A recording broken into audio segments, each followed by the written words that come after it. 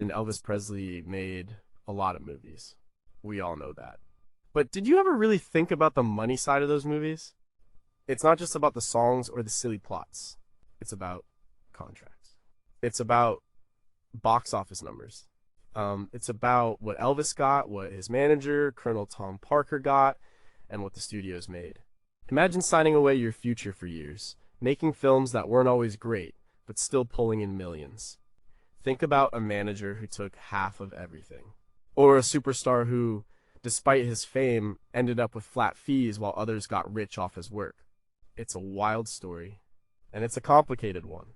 For years, people have looked at Elvis's career. They talk about the music, the live shows, the personal life. But the film career, especially the money part, is often just skimmed over. It's a big chunk of his working life, though. And it shaped so much of what happened next. Did he make as much as he should have? Were his contracts good deals for him?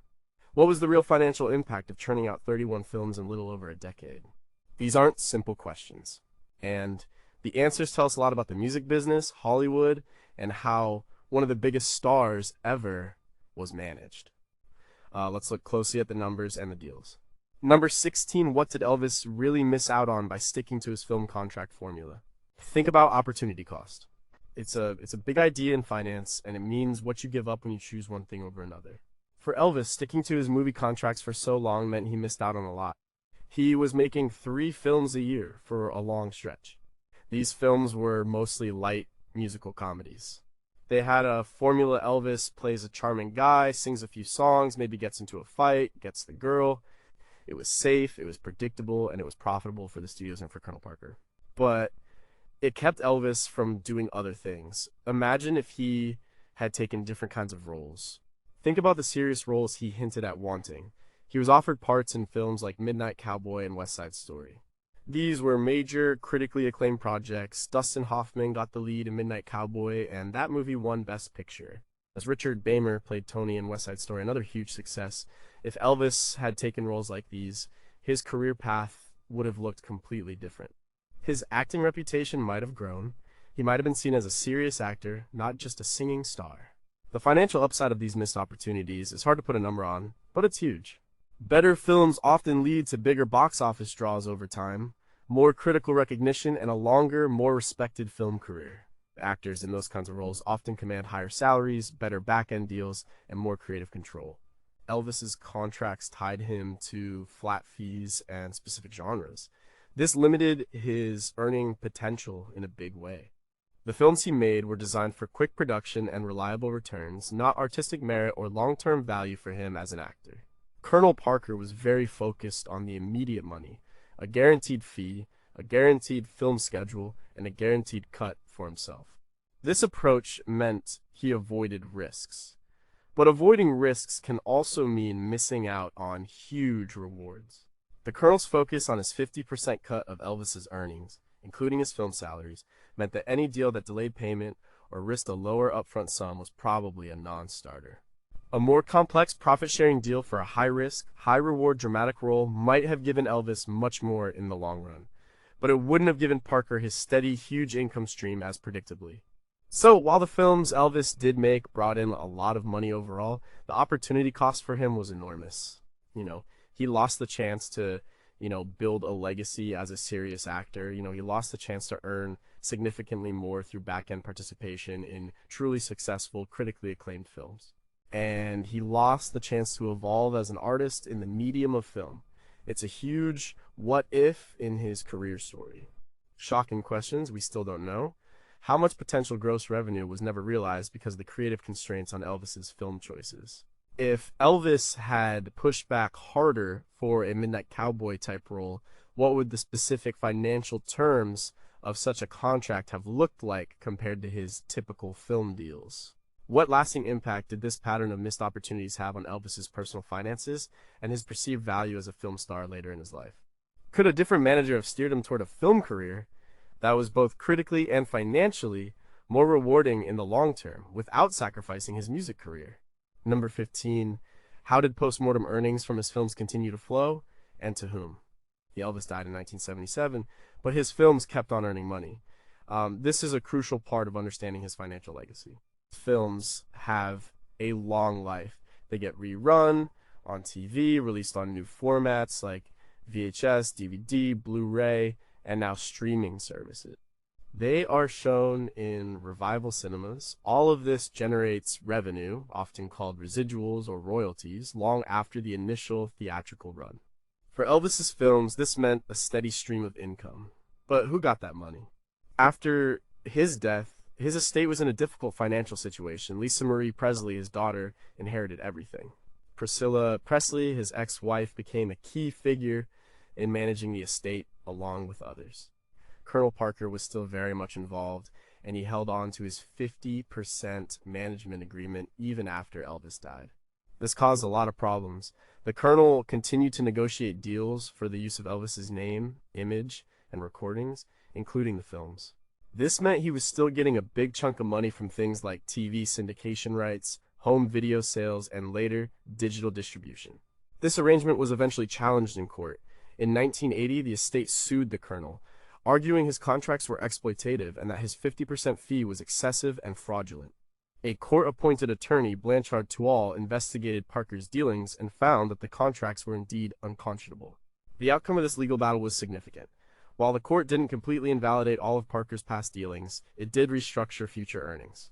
The estate eventually bought out Parker's remaining claims for a substantial sum, reportedly around $2 million in the early 1980s. This meant that after that point, the majority of the post-mortem earnings from Elvis's films and other assets would go directly to the estate, rather than being split with Parker. This shift was vital for the financial health of Elvis Presley Enterprises EPE, which was created to manage his assets. Priscilla Presley, taking the reins, diversified the estate's income streams, and made Graceland a major tourist attraction. But the continuing revenue from the films, even the less successful ones, played a part. Every time Blue Hawaii or Viva Las Vegas aired on TV, or a box set of his movies sold, money came in. This long tail of income helped stabilize the estate and fund its growth into the multi-million-dollar enterprise it is today. It shows how a film, even a mediocre one, can keep earning money for decades, providing a steady, if sometimes modest, income flow for those who own the rights. Shocking questions we still don't know. What was the exact value of Colonel Parker's income from Elvis's film residuals and syndication after Elvis's death before the legal settlement? How did the studios like MGM or Paramount continue to profit from re-releasing or re-licensing these films compared to what the estate received? If the legal action against Parker had started earlier, perhaps while Elvis was still alive, how would the structure of those post-mortem earnings have been different? What is the current annual income generated by Elvis's film catalog across all platforms, streaming, TV, physical media, and how is that money specifically allocated to the estate today? Number 14, how would Elvis's film earnings look if adjusted for inflation today? You know, it's easy to look at old salary numbers and think they seem low by today's standards. But inflation changes everything. When Elvis was making movies, $1 million was a huge sum. It's still a huge sum, but it bought a lot more back then. To understand the true financial power of his film earnings, we need to adjust them for inflation. Let's take an example. For many of his films, especially in the 1960s, Elvis received a flat fee of $1 million per picture. This was a lot of money for an actor at the time, certainly a top-tier salary. But what does $1 million in 1965 mean today? Using the U.S. Bureau of Labor Statistics Consumer Price Index CPI inflation calculator, $1 million in 1965 would be roughly equivalent to over $9,700,000 in 2024. That's a significant difference. So, for each film where he earned that $1 million, it was like earning nearly $10 million in today's money. And remember, Colonel Parker took half of that. So Elvis's personal take-home from that $1 million was $500,000. In 1965 dollars, that's $4,850,000 in 2024 money. Still a very good salary for one film. But when you factor in his cost of living, his entourage, his spending habits, and taxes, that money didn't stretch as far as some might assume. He wasn't accumulating vast reserves, especially compared to what someone earning that much today might save. Consider Blue Hawaii 1961. It was a massive box office hit.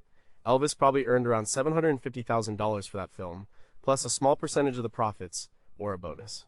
That $750,000 in 1961 would be worth approximately $7,700,000 in 2024, even a film that was considered a modest earner for Elvis. Like Girls, Girls, Girls, 1962, for which he also received a high fee, would have its earnings significantly boosted when adjusted. The total gross of his films, which was often in the tens of millions for the bigger hits, would also look much larger. A film grossing $15 million in 1965 would be equivalent to $146 million today. These numbers show that while the creative quality of the films might have declined, their immediate commercial impacts and Elvis's earnings, in real terms, were substantial for their time. The problem wasn't necessarily the raw numbers on paper, it was the sheer volume of films, the flat fee structure, which limited his upside, and Parker's enormous cut. Adjusting for inflation makes those original earnings look more impressive, but it doesn't change the fact that Elvis could have earned even more with better deals. It also highlights how much money was flowing through the machine around him. Shocking questions we still don't know. If Elvis's estate had adjusted his film earnings for inflation at the time of the legal challenges against Parker, would the court's view of Parker's unconscionable fees have been even more severe? How does Elvis's inflation-adjusted film income compare to top-earning actors today who work in similar volume or genre films? What would the cumulative inflation-adjusted total of all his film salaries be if we could precisely track every bonus and percentage? And how much of that inflation-adjusted money ultimately ended up in Colonel Parker's pocket purely from the film deals? Number 13, did the comeback special in 1968 give Elvis more leverage in his film deals? The comeback special aired in December 1968. It was a massive event. Elvis, looking cool in electric and black leather, reminded everyone why he was the king. It reinvigorated his music career, it brought him back to live performance, it gave him artistic credibility again. But did it help him with his film contracts? The answer is mostly no, not really, at least not in the short term. By 1968, Elvis was tired of the films. He was churning them out and the quality was declining rapidly. The public was starting to get tired of them too. His last film before the special, Stay Away, Joe, was released in March 1968. His next film, Live a Little, Love a Little, came out in October 1968, just before the special. Then Charo in March 1969, and The Trouble with Girls in September 1969. Finally, Change of Habit in November 1969. These films were already set up. The contracts were signed, the production schedules were in place. Colonel Parker, ever the one for a guaranteed income, had locked Elvis into these deals. He wasn't going to let a sudden surge in popularity from a TV special change the course of an entire film production pipeline. His focus was on fulfilling existing obligations and maintaining that steady income stream. So, while the comeback special might have given Elvis more personal confidence and a renewed desire for serious work, it didn't immediately translate into better film deals. He still had contractual obligations to fulfill. The momentum from the special was channeled into his music career, especially his triumphant return to live performing in Las Vegas in 1969 and new recording sessions at American Sound Studio. These moves were strategically brilliant for his music, but the film industry machine, once set in motion, was hard to stop. Parker's control over Elvis's career was absolute. He valued consistency and avoiding risk over exploiting newfound leverage for a better deal or more creative control in films.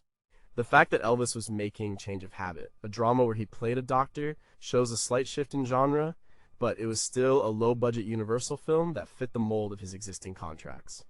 It wasn't a prestige picture. In essence, the comeback special created a huge opportunity, but Parker directed that energy almost entirely back to music and live shows. The film side of his career was largely allowed to fizzle out, not because of a powerful renegotiation, but because the existing contracts ran their course, and both Elvis and the public were ready to move on from the film formula. The leverage was there, but it wasn't used for films. Shocking questions we still don't know. If Elvis had truly leveraged the comeback special's success, could he have bought out his remaining film contract obligations without Parker's approval, and what would that cost have been? Did the success of the special subtly influence the studios to offer slightly better terms for his final few films, even if it wasn't a complete overhaul? Were there any specific film projects offered to Elvis after the special that Parker rejected, despite their potential to keep the focus on music? How did the perception of Elvis as a film actor change among studio executives after the special? And did it lead to any discussions for future, different types of films that never materialized? Number 12. How did the Beatles and changing tastes impact his film career's financial viability? The 1960s were a time of huge change, especially in music and popular culture.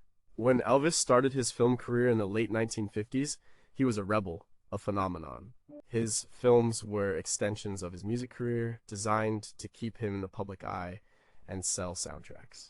Films like Jailhouse Rock and King Creole were actually pretty good and critically respected for their time. But then came the British invasion, the Beatles exploded onto the scene in 1964. Their music was fresh, different, and caught the mood of a changing generation. Suddenly, Elvis, still making light, formulaic musicals started to look a bit old-fashioned. The youth market, which had been his core audience, was now shifting its attention to new sounds and new styles. This had a direct impact on the financial viability of his films. The formula that worked for Blue Hawaii in 1961, with its tropical setting and catchy tunes, became tired by the mid-1960s. Films like Kissing Cousins 1964 or Harum Scarum 1965 felt out of step with the times. While these films still often made a profit, their box office numbers weren't as strong as his earlier hits. The initial surge of young fans going to see anything Elvis was in started to wane. Critics, who were never kind to his formula films, became even harsher.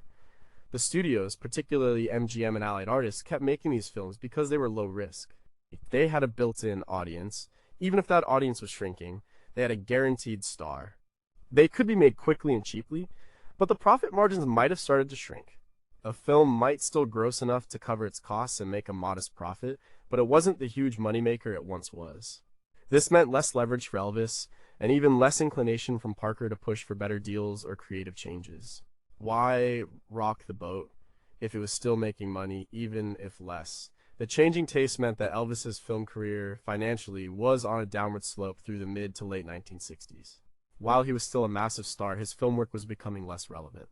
This pressure, combined with his own growing dissatisfaction, contributed to the end of his filmmaking phase by 1969. The financial model, once highly successful, simply wasn't working as well anymore in a rapidly evolving cultural landscape. His films were designed for an audience that was moving on, and no amount of sunshine and songs could completely hide that. Shocking questions? We still don't know, did the studios conduct specific market research in the mid-1960s showing a decline in Elvis's film appeal due to the rise of new musical acts? What was the precise percentage drop in average box office gross for Elvis's films from 1964 to 1968 compared to his earlier work adjusted for ticket price inflation? If Colonel Parker had recognized this shift earlier, could he have strategically pivoted Elvis's film career towards more serious roles or even a break from films to strengthen his appeal, ultimately improving financial outcomes? How did the perceived coolness factor of Elvis's films affect their foreign box office performance, especially in markets where American pop culture trends might have arrived later? Number 11. How did Elvis's compensation deals compare to other major stars of his era? To truly understand if Elvis got a good deal, we need to look at what other big stars were making at the same time. Elvis was arguably the biggest entertainer in the world for much of the 1950s and 60s. You'd expect his film contracts to reflect that, but when you compare his deals, especially the later ones, to those of his contemporaries, it paints a complicated picture. Many top actors in Hollywood, like Paul Newman, Steve McQueen, or Elizabeth Taylor, were moving towards deals that included significant back-end participation. This meant they might take a smaller upfront salary, but would get a percentage of the film's gross or net profits.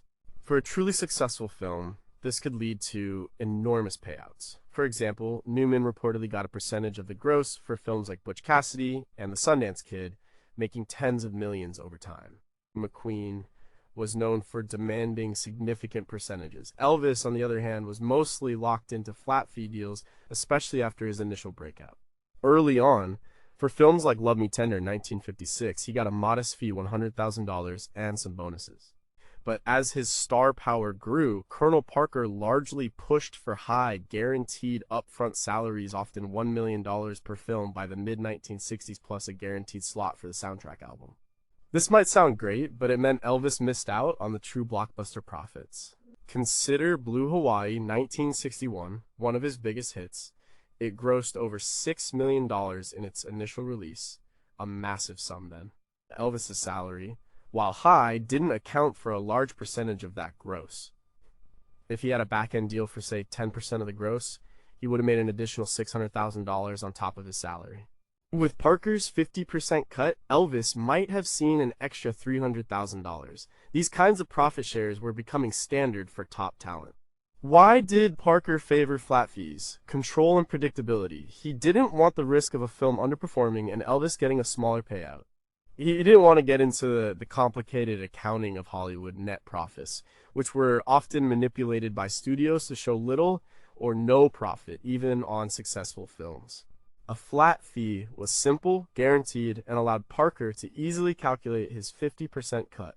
He prioritized the steady, enormous income for himself over maximizing Elvis's potential long-term earnings, which would have involved more complex, riskier, but potentially far more lucrative deals. So while Elvis was handsomely paid by 1960s standards, his overall compensation structure for films was not as favorable as what many of his superstar peers were getting.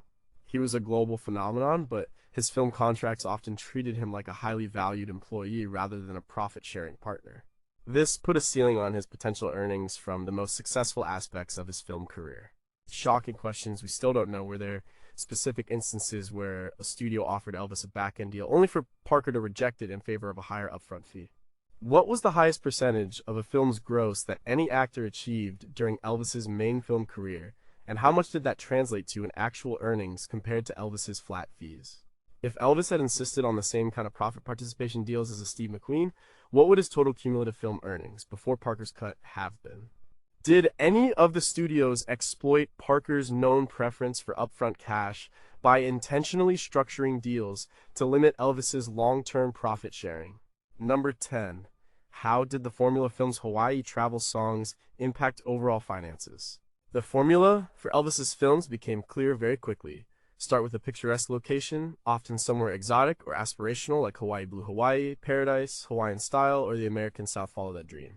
Add Elvis playing a charming, often working-class character. Throw in a few catchy songs, a love interest, a minor conflict that gets resolved easily, and a happy ending. Repeat, rinse, and often repeat again.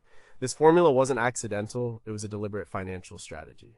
For the studios, it meant predictable production. They could use established sets, similar storylines, and known crew. It kept production costs low.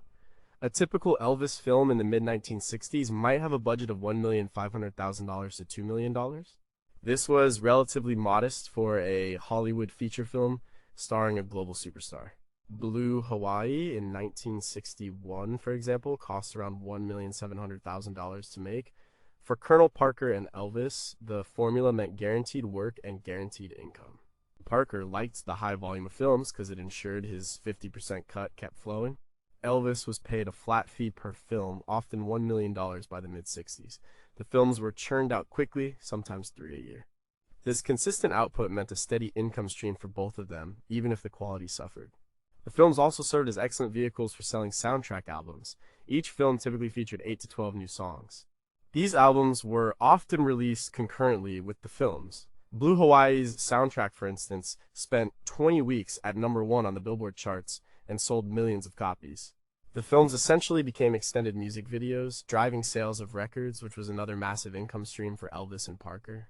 The films made money, and the soundtracks made even more money. The films were advertising for the music. So, the formula was a well-oiled machine. It guaranteed a certain level of box office success because Elvis's fan base was so loyal. Even if critics panned the films, enough people would go see them. It kept budgets tight, ensuring profit for the studios. And it maximized secondary income from soundtrack sales. The problem was that this financial efficiency came at a high creative cost for Elvis. He was trapped in a gilded cage, making films that bored him, but made a lot of money for everyone involved. The focus was on volume and quick returns, not artistic growth. This strategy kept the cash flowing, but it slowly eroded his film star appeal and eventually led to his disinterest in acting. Shocking questions, we still don't know. What was the precise ratio of film production budget to soundtrack recording budget for the average Elvis film in the 1960s? If a studio had tried to break the formula by offering Elvis a significantly more challenging dramatic role with a higher budget, What would the specific financial terms of Parker's rejection have been? How much did the average theatrical run length for Elvis's formula films shorten over the course of the 1960s, indicating a decline in audience interest? Did any specific formula elements, like the number of songs or the inclusion of a fight scene, have a quantifiable positive impact on box office revenue compared to films that deviated from the pattern? Number 9, did the decline in quality of his films also mean a decline in profitability? Elvis made a lot of movies. We know that. And we also know that many of them, especially in the later 1960s, were not very good. The plots got sillier, the acting became more rote, and the songs felt forced. The quality definitely went down, but did the profitability also go down significantly, or did they still make money despite being bad? This is a crucial distinction. For the studios, especially MGM and Allied Artists, the answer is mostly that even the bad films usually made a profit. The system was designed for it. Budgets were kept very tight. As mentioned, most films cost between $1,500,000 and $2 million to make. Elvis's salary, though high, was a fixed cost. The production schedules were fast, often just a few weeks. This meant lower overhead because Elvis was a massive star. He guaranteed a certain level of audience. His loyal fans would still go to see his movies, even if they knew what they were getting. This meant a reliable, if not spectacular, box office return. Films like Harum Scarum 1965 or Double Trouble 1967 were panned by critics and are often cited as among his worst. Yet, they still generally made their money back and then some. Harum Scarum, for example, grossed around $2 million domestically. With a budget of probably $1.5 to $1.7 million, it broke even and made a small profit. It wasn't a blockbuster, but it wasn't a financial disaster either. The real decline was in potential profitability and critical acclaim. The films weren't grossing $6 million like Blue Hawaii anymore. The buzz was gone. The cultural relevance was fading. The studios were content to make a steady stream of small to moderate profits rather than aiming for blockbusters. And for Colonel Parker, as long as Elvis got his guaranteed $1 million fee, which meant Parker got $500,000, the overall box office performance of the film was less of a concern. His focus was on the upfront money and the soundtrack sales, which continued to do well for much of the decade, even if the films themselves were struggling. So, while the quality plummeted, many of his films still managed to be financially viable because of their low production costs and Elvis's inherent drawing power. They became B movies with an A-list star. The decline in quality didn't necessarily mean heavy losses, but it certainly meant less major profitability and a significant hit to Elvis's reputation as a serious actor. It showed the power of a star's name, even when the product itself was subpar. The machine kept running, even as the gears got rusty. Shocking questions we still don't know. What was the absolute lowest net profit margin for any of Elvis's films in the 1960s? And did any specific film actually lose money? How did the average marketing budget for Elvis's films change over the decade, reflecting a studio's confidence or lack thereof in the film's appeal? If the studios had invested more in higher quality scripts and directors for his later films, would the increase in production costs have been offset by a significant bump in box office, turning a small profit into a large one?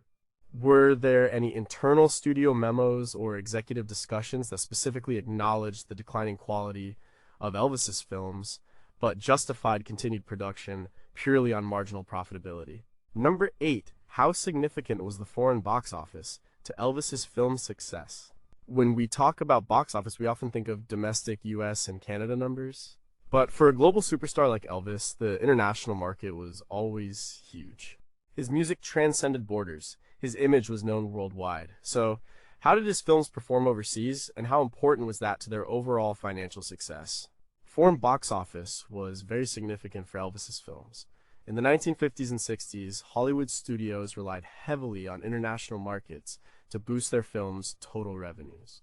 For Elvis, his universal appeal meant that his films often did quite well in places like the UK, Germany, Japan, and parts of Latin America. These markets could sometimes add as much as 50% or more to a film's domestic gross. Take G.I. Blues 1960. It was a massive hit. It grossed around $4,300,000 in the US and Canada. But its international gross was also substantial, pushing its worldwide total much higher. For a film like Blue Hawaii 1961, which was a global phenomenon, its international take would have been a huge contributor to its overall $6 million plus gross. This made the film a massive financial success for Paramount, even as his domestic box office started to soften for the formula films in the mid-1960s. His international appeal provided a cushion. Fans abroad, perhaps less saturated by American pop culture trends or more forgiving of predictable plots, continued to flock to his movies. This meant that a film that might have been a moderate earner domestically could still achieve a healthy worldwide profit. For the studios, this foreign revenue was critical. It helped ensure that even the less loved films reached profitability. For Colonel Parker, while he was primarily focused on Elvis's upfront salary and the direct soundtrack sales, the overall financial health of the films was still important. A financially successful film meant studios were more likely to keep making more films, thus ensuring his 50% cut of Elvis's next salary. The foreign market also had its own nuances, different censorship laws, different audience tastes, and different distribution challenges. But Elvis's star power generally overcame these hurdles. His films were often dubbed or subtitled and released widely. This global reach confirmed his status as an international icon, even when his film choices were becoming less inspired domestically. It underlines how truly massive his brand was on a global scale, a brand that studios could leverage for consistent international returns, regardless of critical opinion. Shocking questions. We still don't know what was the single highest grossing Elvis film in a specific non-US market, and why did it perform so well there? Were there any specific regions or countries where Elvis's film appeal actually increased or remained stronger during the mid-1960s? Quality decline compared to the US market. How did the financial terms for foreign distribution rights compare to domestic distribution deals for Elvis's films? Did Colonel Parker have any specific strategies or clauses in contracts related to maximizing foreign box office or related merchandise sales? Number 7. What other revenue streams, merchandising, tie-ins were connected to the films? Elvis's films weren't just about ticket sales and salaries. They were part of a much bigger machine designed to generate revenue from every possible angle. This is where merchandising and tie-ins come in.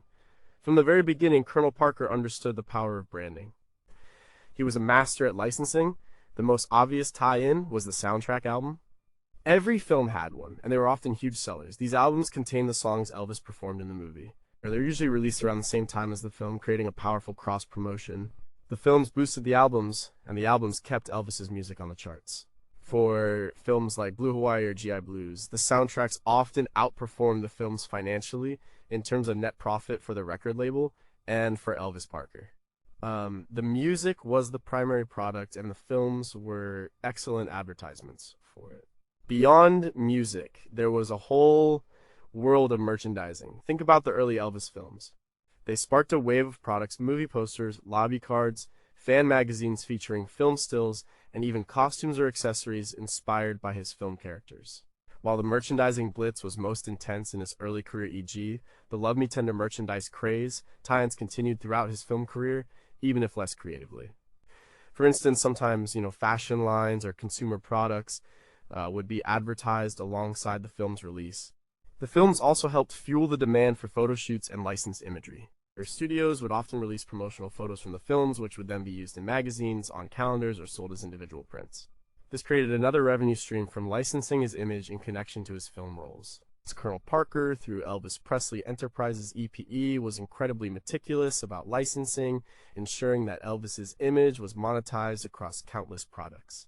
These ancillary revenues were crucial. They turned each film into a multi-platform financial event.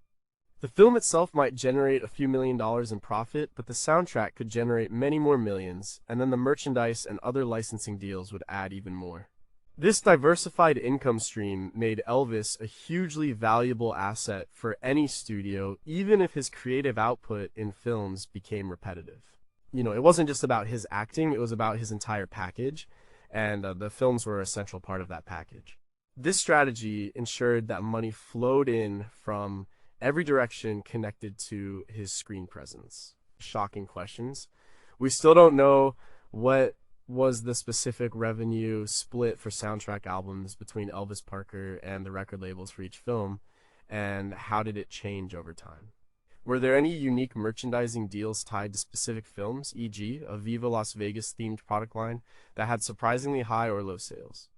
How much income did Elvis Presley Enterprises EPE generate annually from licensing film stills and promotional photos alone during his film career? Did the studios or Parker ever consider more ambitious cross-promotional strategies like film-themed amusement park rides or national retail store partnerships? That never came to fruition.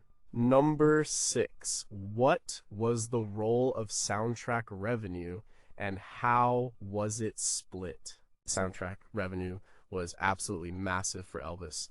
It was often the most profitable part of the entire film enterprise, sometimes even more so than the box office itself, especially in terms of net profit for Elvis and Colonel Parker. The films were in many ways elaborate, hour-and-a-half-long music videos designed to sell records.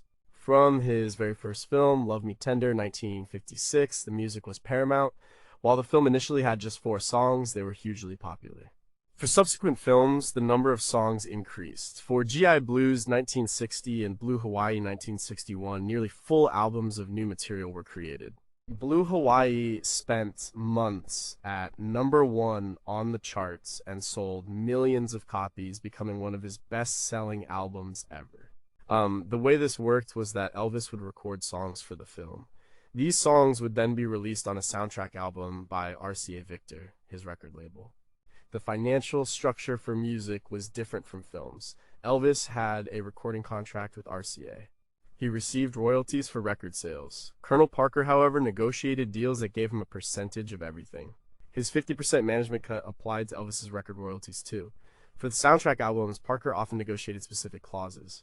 Sometimes, the film studio would contribute to the cost of recording the music, and in return, RCA would pay a licensing fee to the film studio for the use of the songs, or there would be specific agreements on how the soundtrack royalties would be shared. However, for most of his 1960s films, the bulk of the soundtrack revenue went to RCA, with Elvis and Parker taking 50% getting his artist royalties.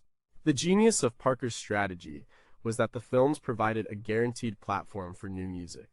Even if a film was mediocre, it would still introduce a new set of songs to a wide audience. And Elvis's fans, regardless of their opinion of the movie, often bought the soundtrack. This ensured a steady stream of hit singles and successful albums throughout the 1960s, keeping his music career highly profitable even as his film career started to wane creatively. The cumulative earnings from soundtrack sales for all 31 films were staggering. It sustained his career through the period when he wasn't doing live performances or cutting non-film albums. It was a symbiotic relationship. The films provided the exposure, and the music generated the big, consistent money that kept Parker and Elvis wealthy. It was perhaps the most financially effective part of his entire film strategy. Shocking questions. We still don't know what was the exact percentage of Elvis's total income during his film career that came solely from soundtrack sales compared to film salaries. How much did the studios pay to RCA for the right to use Elvis's music in their films? Or was it a reciprocal arrangement where RCA benefited from the film's marketing? Were there specific film songs that were originally intended for a soundtrack but were deemed too weak and later cut?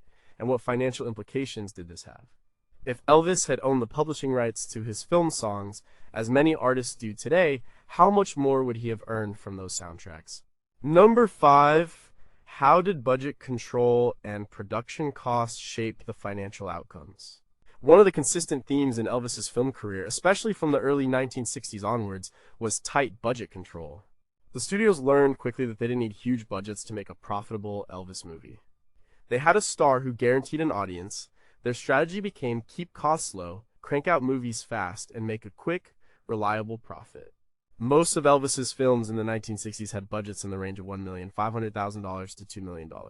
For context, a major Hollywood studio film with another big star at that time could easily cost $5 million or more. Even Blue Hawaii 1961, a massive hit, was made for about $1,700,000. By the mid to late 1960s, films like Harum Skarum 1965 or Live a Little, Love a Little 1968 were often made for even less, sometimes under $1,500,000. How did they keep costs so low? First, fast production schedules. Films were shot quickly, often in 3 to 4 weeks. This minimized costs for cast, crew, and location rentals. There wasn't time for reshoots or extensive pre-production.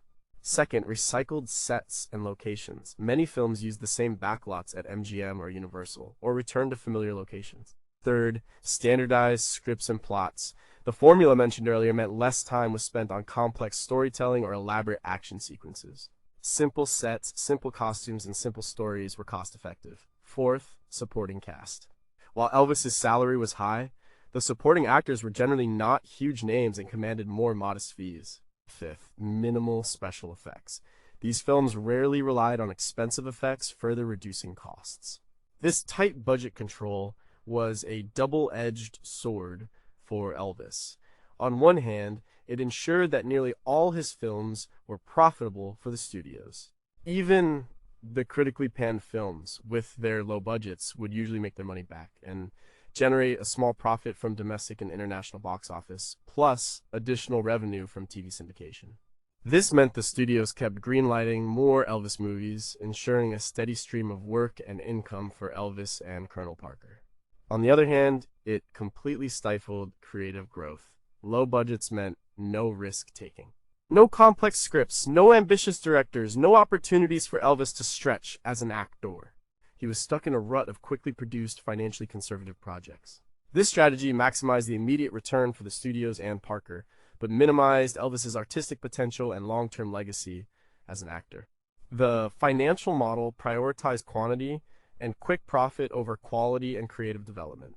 Shocking questions. We still don't know. What was the average daily production cost for an Elvis film in the mid-1960s, and how did it compare to other similar budget films of the era? Did Colonel Parker ever push for higher film budgets to improve quality, or was he always content with the low-cost approach that ensured his 50% cut? Were there any specific cost-cutting measures that significantly impacted the on-screen quality of an Elvis film that went unnoticed by the audience?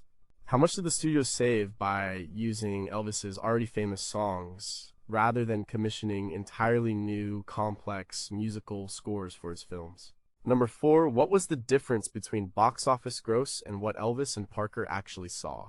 This is where Hollywood accounting gets tricky and where a lot of stars, not just Elvis, have felt shortchanged.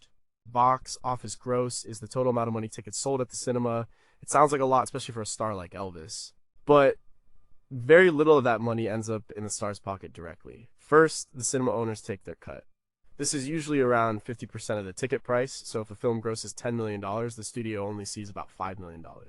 And then the studio has its own costs to recover the film's production budget, marketing and distribution costs, which can be huge, and overhead. Only after all these expenses are covered does a film start making a profit for the studio. Elvis, for most of his films, was paid a flat salary. By the mid-1960s, this was typically $1 million per film. So, if a film grossed $10 million and Elvis got $1 million, that's what he got, regardless of how much profit the studio made. He wasn't participating in the back-end gross or net profits for most of his career. It's Colonel Parker's famous 50% cut then applied to Elvis's salary, meaning Elvis personally took home $500,000 from that $1 million. Sometimes, for bigger hits like Blue Hawaii 1961, Elvis might have received a small bonus or a very tiny percentage of adjusted gross or net profits, but these were rare and often had so many deductions that they amounted to little. Net profits in Hollywood are notoriously difficult to see because studios have many ways to account for expenses, often making a profitable film appear to have little or no net profit. So, even if an Elvis film grossed $15 million, which was a huge sum in the 1960s, Elvis's personal take-home, after Parker's cut, was usually a predetermined $500,000, plus any specific soundtrack royalties. He didn't get a piece of the theatrical success beyond his upfront payment. This meant that while he was paid handsomely by contemporary standards, he wasn't participating in the true wealth generation that his star power created for the studios. Colonel Parker favored this flat fee structure because it was simple and guaranteed. He didn't have to audit studio books or haggle over complex profit definitions. He just got his 50% of Elvis's upfront salary. This ensured his steady, massive income stream, but it locked Elvis out of the potential for truly astronomical earnings that many other stars of his caliber were starting to achieve through back-end deals. The vast difference between a film's gross and Elvis's take-home illustrates the power dynamic in Hollywood and Parker's absolute control over Elvis's financial deals. Shocking questions. We still don't know. What was the specific detailed breakdown of all studio expenses that reduced a film's gross revenue before calculating any potential net profit for the handful of Elvis films that did have net profit clauses? If Elvis had successfully demanded a standard 10% of gross for his highest grossing films, what would his additional earnings have been, and how much would Parker have taken? Were there any specific instances where Elvis or his legal team, if he had one independent of Parker, questioned the discrepancy between high box office numbers and his fixed salary? How much did the studios typically allocate for marketing and distribution for an Elvis film versus its production budget? And how did that impact the final profit calculation? Number 3, how did Colonel Parker's influence dictate the structure of Elvis's film contracts? Colonel Tom Parker was the absolute architect of Elvis Presley's career, and that included his film career. His influence on Elvis's film contracts was total, and in hindsight, quite detrimental to Elvis's artistic development and long-term financial potential, even if it ensured a massive, steady income for both of them in the short term. Parker's approach was always about control, guaranteed money, and reducing risk. He had a simple philosophy: get the cash up front. He wasn't interested in complicated back-end deals or profit participation that might involve auditing studio books, which he mistrusted. He wanted clear, high, guaranteed flat fees for Elvis. This meant that for most of his 1960s films, Elvis was paid a flat salary, typically $1 million per film. Bill Parker ensured this was the main component of the deal. He didn't push for creative control, choice of directors, or approval over scripts for Elvis. His focus was on the financial term salary, and crucially, the inclusion of soundtrack albums. Parker knew that the films were fantastic promotional vehicles for Elvis's music, and the record sales generated huge royalties, of which he also took 50%. Parker also insisted on a high volume of films. For a period, Elvis was contracted to make 3 films a year. This high output ensured a constant flow of income for Parker, who took a staggering 50% of everything Elvis earned, including his film salaries, bonuses, and record royalties. This 50% cut was highly unusual, as most managers take between 10% and 20%.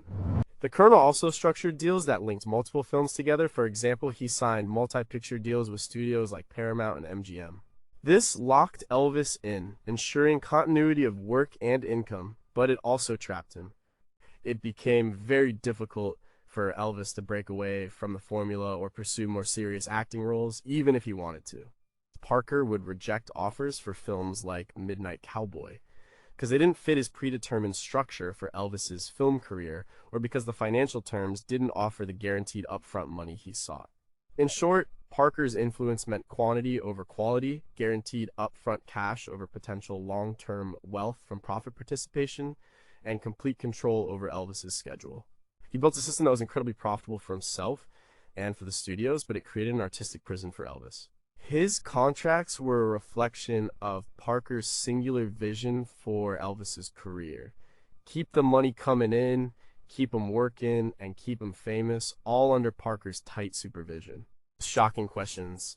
We still don't know if Parker had taken a more standard 15 to 20% management fee. How much more would Elvis have personally accumulated from his film salaries over his career? Were there any specific clauses in the multi-picture deals that made it nearly impossible for Elvis to exit or renegotiate, even if he suffered a major creative setback? Did any studio executives ever attempt to bypass Parker and negotiate directly with Elvis? And what were the consequences? How much of Parker's legendary casino debt or personal gambling habits influenced his insistent demand for high, guaranteed upfront film fees? Number 2. What did his early film contracts look like, and how did they evolve? Elvis's very first film contract was a reflection of his explosive rise to fame, but also of the studio's initial uncertainty and Colonel Parker's nascent, yet already cunning, management style. His first deal set a pattern, but it also evolved significantly. His very first film was Love Me Tender in 1956. This was a 20th Century Fox production. The initial contract was for a modest, by Elvis's later standards, $100,000, plus a $15,000 bonus, and a guarantee for 2 more films at higher salaries. For an unknown actor, that would have been a huge sum, but for a phenomenon like Elvis, who had just set the world on fire with his music, it was somewhat conservative. However, this was before anyone knew how big he would become in film. The film was originally meant to be a non-musical drama with Elvis in a supporting role, but after his RCA records started breaking sales records, it was retooled as a musical with him in the lead. After Love Me Tender became a box office smash, Parker quickly leveraged Elvis's newfound film star status. He signed a lucrative three-picture deal with Paramount Pictures and producer Hal Wallace. This deal was for films like Loving You 1957, Jailhouse Rock 1957, and King Creole 1958. The salaries jumped significantly, $250,000 for the first film, then $350,000 and $450,000 for the third. These were very respectable salaries for an actor in the late 1950s, especially one just starting in film. These early contracts were more flexible, sometimes offering small percentages of gross receipts or additional bonuses based on performance. For example, for Jailhouse Rock, Elvis reportedly received $250,000 plus a percentage of the gross. This was a better deal than the flat fees he later became accustomed to. It allowed him to participate, albeit minimally, in the film's success. Jailhouse Rock was a huge hit, both critically and commercially, which showed the potential of such deals. However, once Elvis entered the Army in 1958, Colonel Parker used this time to renegotiate and solidify future contracts. By the time Elvis came back in 1960, his deals were much more rigid. For films like GI Blues 1960 and Blue Hawaii 1961, he was earning significantly more per film, typically $750,000 to $1 million. But the back-end participation became less common or disappeared entirely. Parker prioritized the high guaranteed upfront fee and a commitment for multiple films and accompanying soundtrack albums. So the evolution was from a cautiously optimistic but potentially profit-sharing start to a highly lucrative flat fee model with an emphasis on high volume and guaranteed pay. This shift, orchestrated by Parker, ensured massive income but sacrificed creative freedom and the potential for even greater long-term earnings through profit sharing. The early contracts hinted at a different, perhaps more artistically fulfilling film career, but that path was ultimately shut down by Parker's single-minded pursuit of guaranteed cash. Shocking questions we still don't know. What were the specific terms of the percentage of gross receipts clause in his early Paramount deals, and how much did it actually pay Elvis? Were there any direct negotiations between Elvis himself and Hal Wallace about the creative direction of his early films before Parker exerted absolute control? What specific financial metrics did 20th Century Fox use to determine the success of Love Me Tender that led to his rapid salary increases for subsequent films?